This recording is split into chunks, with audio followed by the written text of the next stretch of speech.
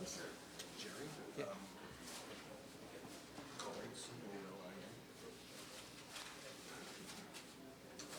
So, say it again. What the name? Sherry? Yeah.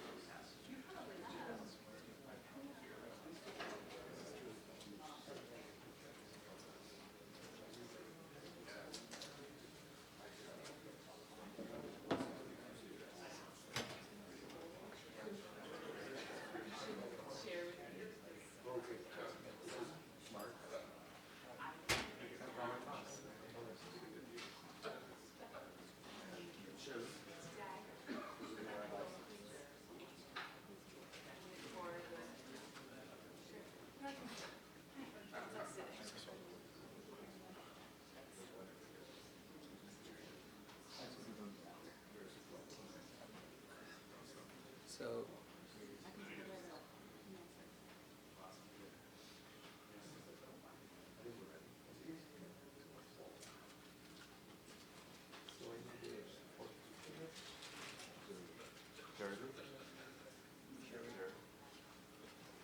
I need you to for 1 minute, please.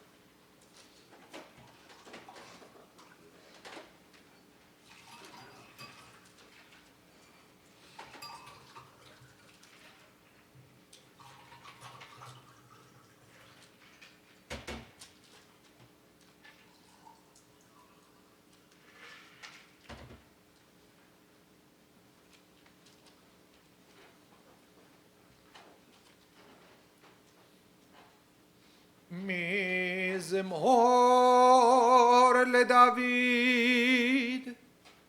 אדוני רואי לו אכסר, בנודש ירביצני, על ימי מנוחות ינעלני.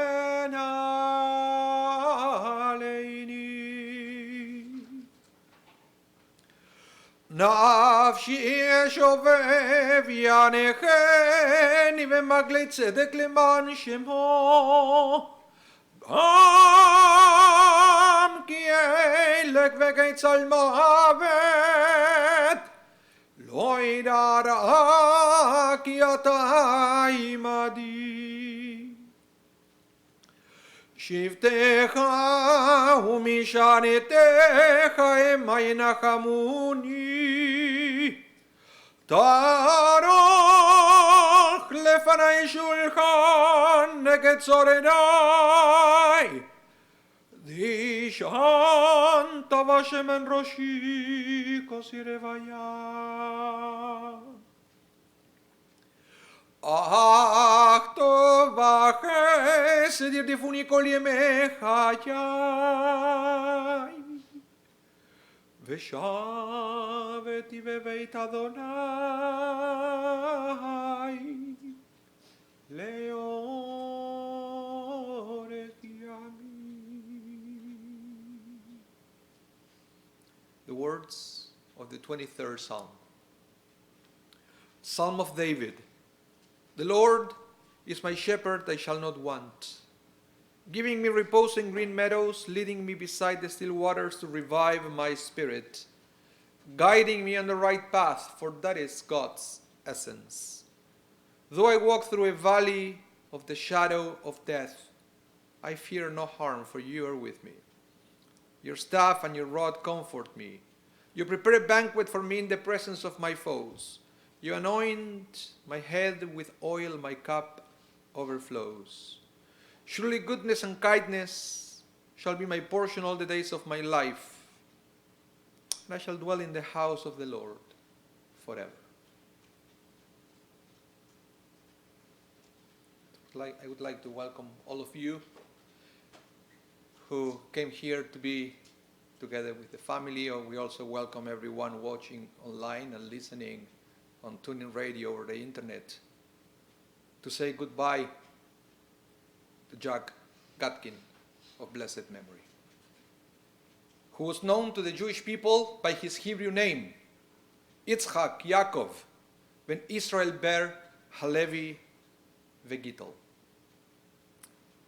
Zichrono Livracha, the son of Benjamin and Gertrude Gutkin of blessed memory, the husband of the late Sheila Gutkin of blessed memory, the brother of Eleanor Marks, and also of Rose, Shannon, Max Gutkin, and Nate Gutkin of blessed memory, the father of Mark and Julie Gutkin, Alan Gutkin, Sherry Ann and Fred Muscat, and Benjamin Gutkin, the grandfather of Seth, Bailey, Michael, Max, Liam, Colin, Dylan, Jacqueline, Liam, Luke, Sean, and Paulina. And Jack was also a proud great-grandfather.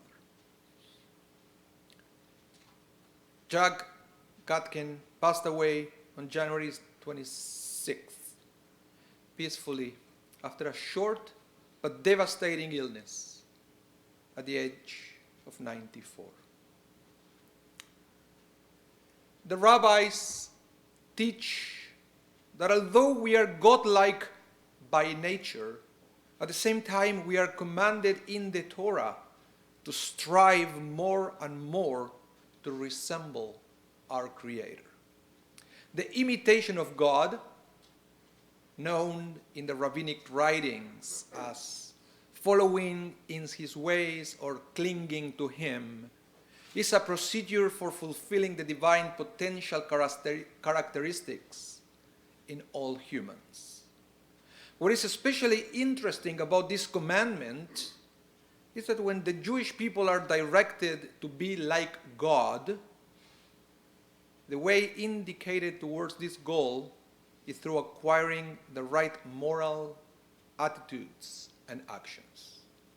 Following after God essentially means taking on His good and loving character and the deeds which flow from it. In other words, devotion or attachment to God is meant to result in better conduct towards human beings. This foundational Jewish value is based on our having been created in the image of God. And today, we are saying goodbye to a man who wasn't necessarily religious in the sense of coming to synagogue every day, but who excelled at emulating God by living an exemplary ethical life, recognizing the divine spark in every human being. Jack Gutkin's integrity was well known in his clothing business and also when he served as the president of the Northwest Commercial Travelers Association. Jack always judged people on the seriousness of their character and purpose. as a highly intelligent, thoughtful, and purposeful man. He believed more in character and purpose than wealth or fame.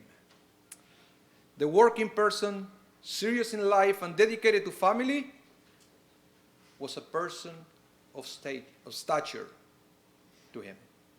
One of his most significant stories that he used to repeat was that when he left Canada to fight in the Second World War, the last thing his father said to him before he left was, "Be a man."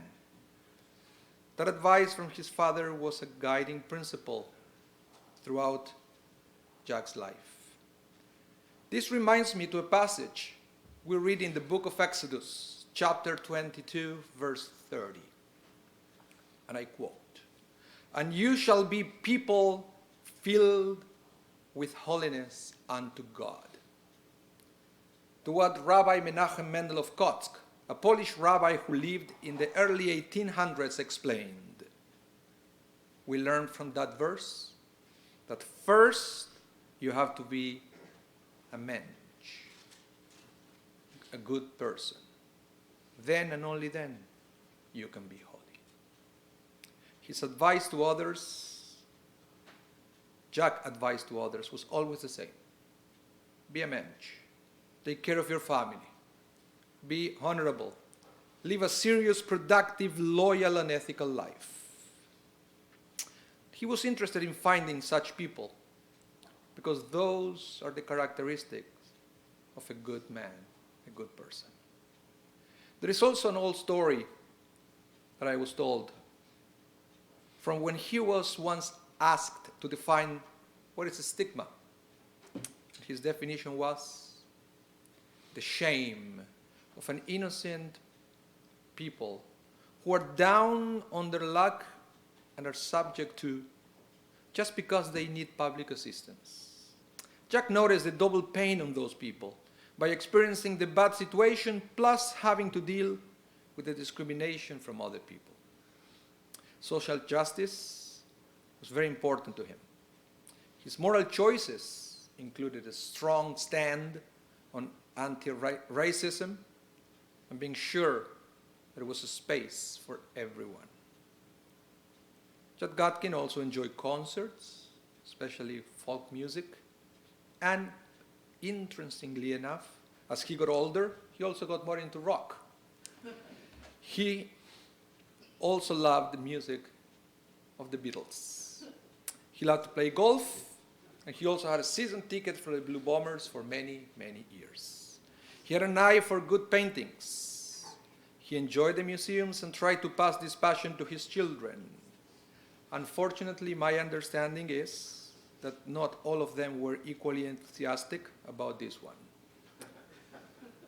There was also another thing that Jack would constantly repeat to his children: go to school. That's because he believed that a good education was fundamental in life, and he wanted to be sure all of his children will enjoy the benefits from a life of learning.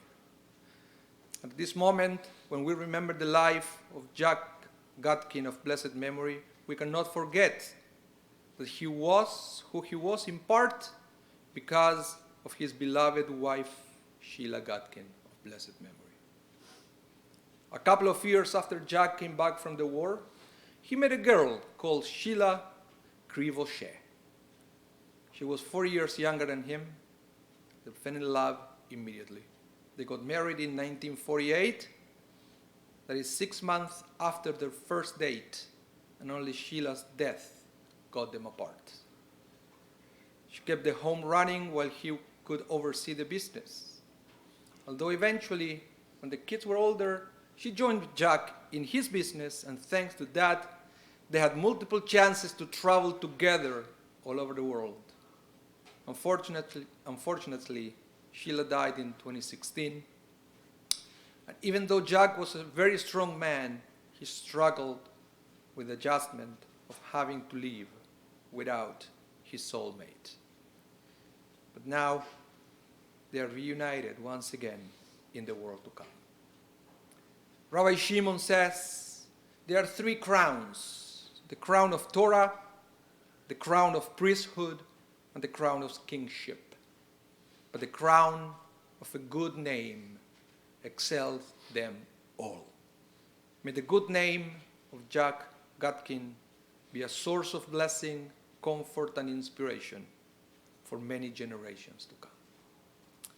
And at this point, I would like to invite a few people who are going to share their memories, and they are going to pay their tribute to the blessed memory of Jack Gutkin. So to start with that process, I'd like to invite Sherry first to come forward to share her eulogy. Hello, everybody. My father was a complicated man, but to me, he was my dad. What I do know is that we were loved fiercely. He was a blueprint for what I believe a man should be: honorable, loyalty, devoted to family. A man should be serious, thoughtful, and stand up for those who cannot. My father believed in social justice, authenticity, and moral ethics. He taught me that the world is not black and white, but shades of gray. He taught me not to be a rule follower, but to think critically and to do the right thing, the moral, ethical thing, to make the difficult choices. I love and miss you, Dad, but you are with Mom now. And as sad as I am very happy for you.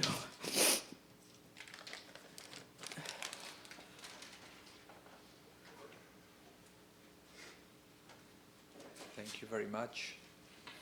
Next, I would like to call Colin.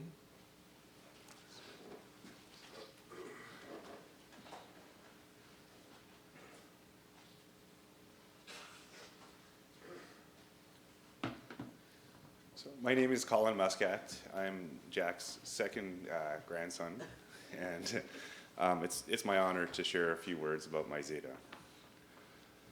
So when I was 16, I went on the March of the Living, and the night before I left for Poland, I sat with Zeta, and he said something that I wrote down at the time and has really stayed with me since. And he said, "Whatever happens, don't forget who you are and where you come from."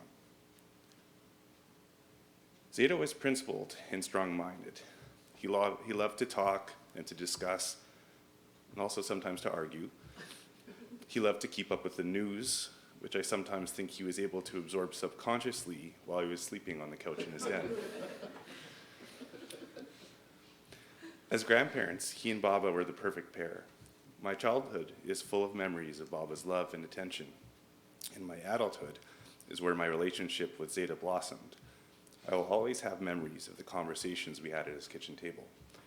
I will always remember the joy and the surprise in his voice when I called him just to say hi. Zeta was blessed with a long life, a life that he probably thought was a little too long after Baba passed. But for me, it was a privilege to have known my grandfather as an adult, to have him at my bar mitzvah, my wedding, and to introduce him to my children. And as I say goodbye, I'm sad that he's gone, but I'm very happy that he's back with Baba. And going back to what he said to me, I'm proud that he has become a part of who I am and where I've come from. Thank you.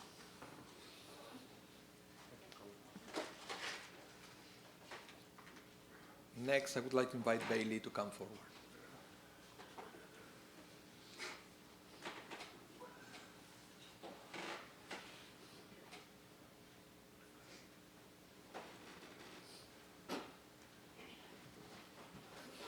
Hi. This week we lost our Zeta, a strong, smart, tough, complicated man with unwavering morals which shaped his worldview. He had his opinions on what was right and expected nothing less from those around him. First and foremost, he loved Bubby. To me as a child, the two of them seemed almost like one unit. And now looking back, it's hard to actually distinguish what parts of my memories were Bubby and what were Zeta. They worked together, raised a family, and watched their grandchildren grow up over a marriage that lasted 68 years. Bubby was his entire world. One time he bought a car that had a new feature, seat warmers, but only on the driver's side. Zeta never used it because he felt bad that Bubby didn't have it as well. He never even told her it was there. Bubby spent a lifetime taking care of Zeta, then suddenly their relationship shifted and Zeta had to take care of her. We were all pleasantly surprised as he took over and provided Bubby with care through the end of her life. This is especially impressive considering that once, when trying to make himself breakfast, he had to ask Bubby where the toaster was. When Bubby passed, it was a big loss for everyone in the family, but it was the hardest on Zeta, who now had to learn how to operate as one half of a unit. She never left him, though, and now we can all be relieved that they are together. Zeta always put effort towards trying to give me and my siblings a sense of where he came from. He took us to visit Winnipeg Beach, where he spent many summers with his family, and he took us to the North End, where we visited his old homes and ate French fries at Colecus. He would talk to me about his experiences in the war, and when he was on the road, he was always trying to show me who he was and teach me values through his experiences. Zeta cared deeply about his family. He always bragged about his grandchildren and great-grandchildren. His face brightened when he spoke of them, and he was always looking forward to the next visit. He was so excited whenever I called, and I knew that I had just made his day. He was so proud of all of us. I'm so grateful that he was able to walk down the aisle at my wedding and that he met both of my sons. And it was amazing when earlier this year he traveled to New York to attend Seth and Eve's wedding. I'm blessed with many memories of Zeta, but none so strong as sitting with him in the living room of his condo, talking about art, politics, history, current events, or anything else, while we were looking out the window at the view. We love you, and we miss you, Zeta.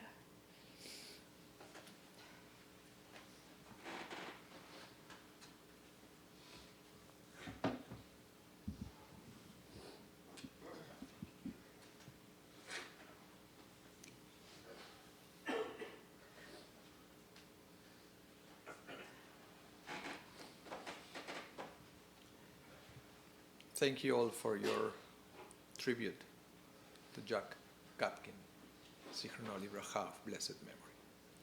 I would like to invite you all to rise now for the memorial prayer, the El Maleh Rachamim.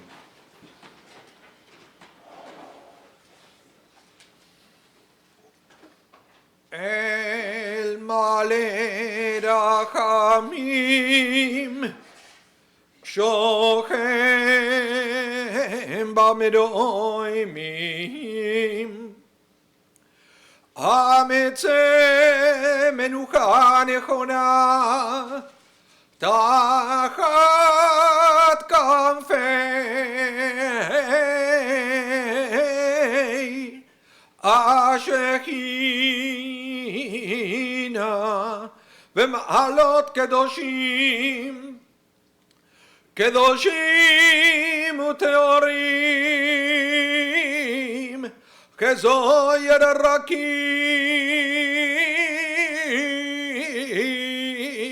Amazirim, Edni Shemat,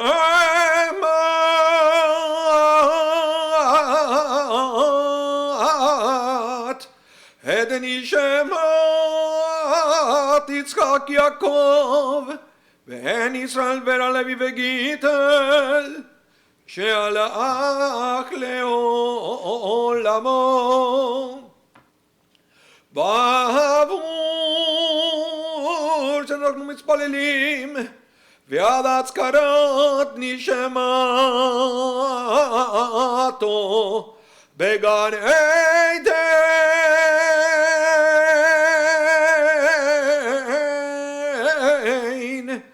בגן עדן תהי מנוחתו לכם ולרחמים. אז תנאיו בסדר כנף לעולמים, וצרור בצרור החיים, החיים את נשמתו.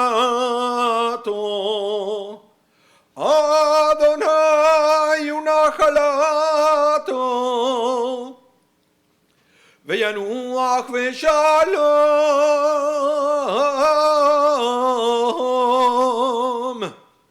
על משכבו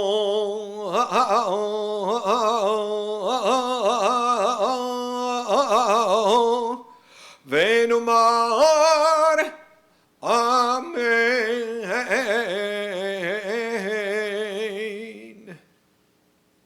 Exalted, compassionate God, grant infinite rest in your sheltering presence among the holy and pure to the soul of Jack Gutkin, who has gone to his eternal home. Merciful One, we ask that our loved one find perfect peace in your eternal embrace. May his soul be bound up in the bond of life. May he rest in peace. And let us say, Amen. You may be seated. So in a few minutes, we are going to proceed in caravan fashion to the Sherry Zedek Cemetery located on Armstrong and Main Street. If you are coming with us to the cemetery, please remember to turn on four-way flashers, and please remember to stop at stop signs and red lights. Immediately after the burial, we are going to return here to the Sherry Zedek for the meal of consolation. And if you are staying here waiting for us to come back, please bear in mind that we are going to take about an hour and 15 minutes to make the back and forth going to the cemetery and coming back. It's going to be one day of Shiva. That's going to be today after the service from 7 to 9 p.m. And it's going to be at the home of Joel and Faye Laser. And it's 6D 221 Wellington Crescent. Again, it's going to be tonight from 7 to 9 p.m. Feel free to come, visit, and share sweet memories with Jack's family. Donations in Jack's memory could be made to two charities very important to him. One is Cancer Care Manitoba. The other one is the Canadian Museum of Human Rights. Now we are ready to proceed to the next stage. So I would like to invite the pallbearers to exit the chapel now and to assume their places alongside Jack's coffin.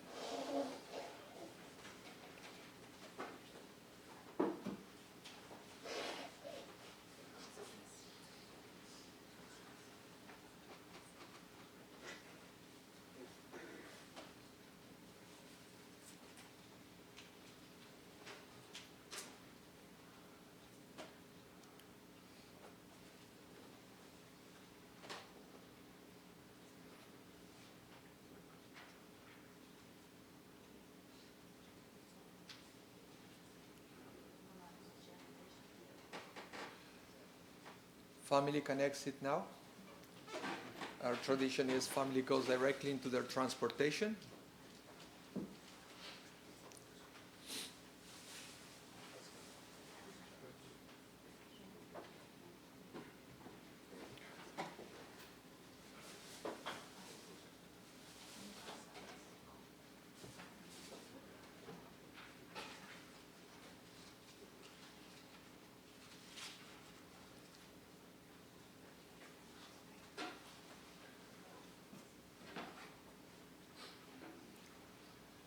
For the rest of us, I will ask you please to remain a little longer on your seats. I will let you know when it's our time to leave the chapel.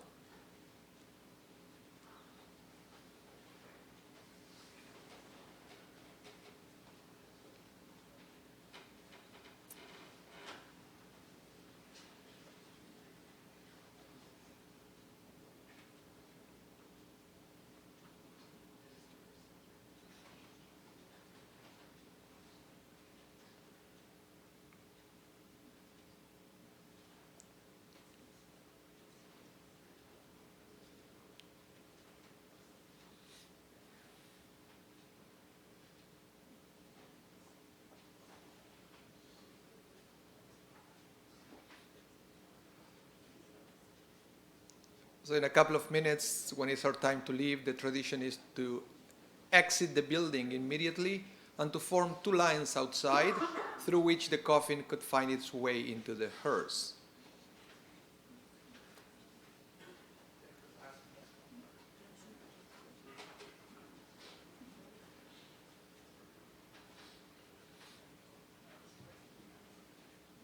Maybe I can repeat one more time the Shiva arrangements.